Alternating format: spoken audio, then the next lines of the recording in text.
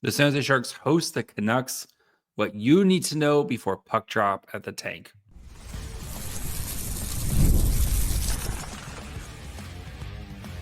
You're Locked On Sharks, your daily podcast on the San Jose Sharks, part of the Locked On Podcast Network, your team every day.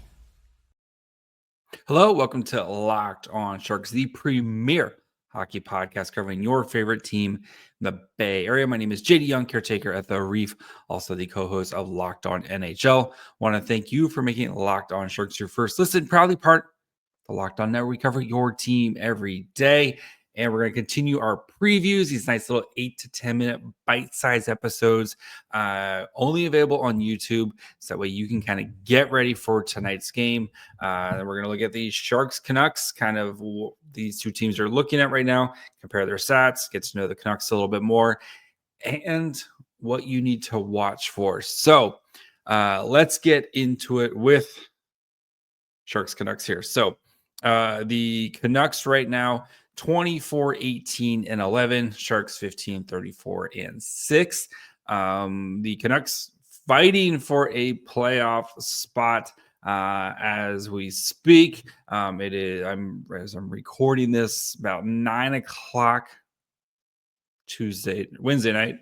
The Canucks currently are out of a playoff spot. They're tied for 59 points with the Calgary Flames. So they're a desperate hockey team. Canucks are averaging 2.83 goals for per game, 21st. Their goals allowed per game, also 21st in the NHL at 3.08. Their power play is ranked 14th at 22.4%, and the PK at 80.4%, 13th in the NHL. The Sharks' goals for per game, 2.62 at 29th. Goals allowed, 3.67, 32nd. Power play percentage, 18.4. 26th, and then the PK is at 75.8%, which is 24th in the NHL.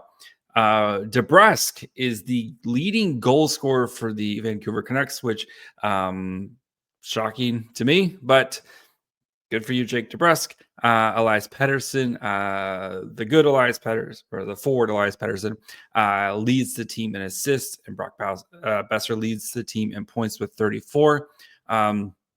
For the Sharks, Toffoli leads in goals, Eklund in assists at 28, and Celebrini in points with 39. Looking at these two teams here, both pretty bad at creating offense.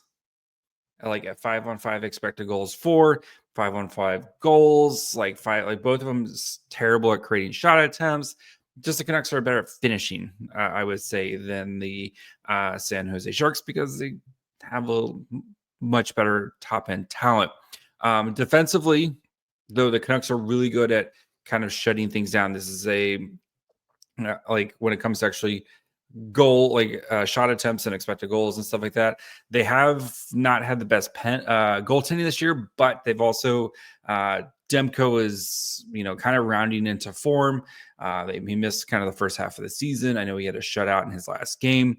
So this has the makings of probably a low scoring defensive struggle between these two teams. So as for the Canucks, again, this is a weird team, man. Fifth in division, and when it comes to points, the penalty kill is not too bad. The expected goals against, like I said, 5-on-5. I think they've done a much better job of kind of shutting things down and just kind of switching to a defensive first type of team, and just kind of grinding out the goals for them. Looking at the lines, so some big news we'll get in the defense here, but DeBrusk, Pettersson, and Garland top line. O'Connor, Hedel, both new additions, and Boeser on the second line. Joshua, Suter, and Sherwood. That is a nasty, don't want to mess with them line. If you watch the Barracuda, the line kind of reminds me of the Van Roboy, Vincent, Sabrin, where they have some skill, but they're also just a pain to play against, and that's his third line for the Vancouver Canucks. Of course, much better than the Barracuda version of it. But anyway, Hoglander, Bluger, and then Amon on the fourth line. Missing on defense, Quinn Hughes, which is a massive, massive loss for the Canucks in this game. He did not travel to San Jose, is out for this game, and his four nations could be up in the air right now. So Forbort, Hronik, Pettersson, defensive, Myers, Pettersson, Pettersson. Man, they have too many in South Sea. I assume Demko starts, but because the Canucks need to win this game. So let's start with the Quinn Hughes thing, which I think is of course the biggest news. Like it's hard to understate like how massive Quinn Hughes is for the Vancouver Canucks. Like very much like a couple seasons ago where Erik Karlsson, when he went on his Norris campaign and just lifted the Sharks into being like at least entertaining to watch. He has basically done that and just kept them in this playoff race while all the saga has unfolded with Miller and Pettersson. This is a massive loss for the Canucks in this game to not have him. So I think this is the thing I'm kind of watching for the most in this game. And we don't know the lines yet for the Sharks, right? They had kind of an optional skate. They wanted to kind of keep a lot of the kids off the ice and try to keep them fresh because of the workload, et cetera, et cetera. But the Canucks are a desperate, desperate team, right? Every point counts for them as they try to stay in this playoff race again. As I'm recording this, they are tied 59 points for the final wild card spot.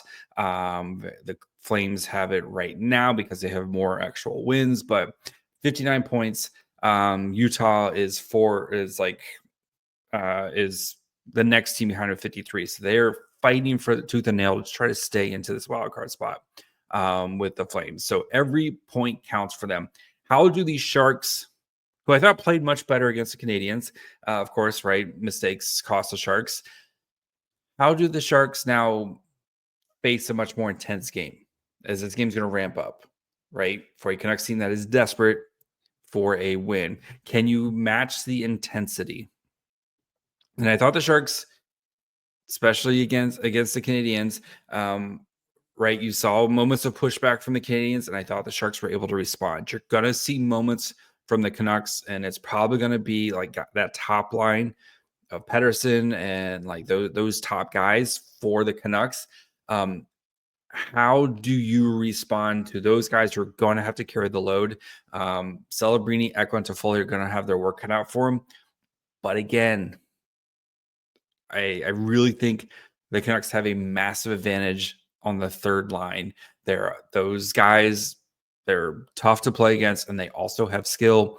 I think that especially if we see the same third line that we saw, I know Ty Dillinger might be back in this game, but the Cunningham, Goodrow, Graf line played really well on Monday against the Canadiens. They're going to have a much tougher time in this game against that third line. So those are kind of the things I'm watching from this game is can you kind of carry over the good play you had? How do you respond to a desperate team? Can you match their intensity? Because again, this Canucks team needs every point, and they're probably circling these 2 points tonight or like we have to get this game because they play the Sharks. Then they play the Maple Leafs after winning against the Avalanche. Like every point counts, and I think they're probably feeling really good about themselves right now, especially shutting out the Avalanche. They'd hate to lay an egg against the Sharks. So we'll break down this full game, talk about what the Shark happens to this game on your next episode of Locked On Sharks, wherever you get podcasts. And of course, you can watch on YouTube as well.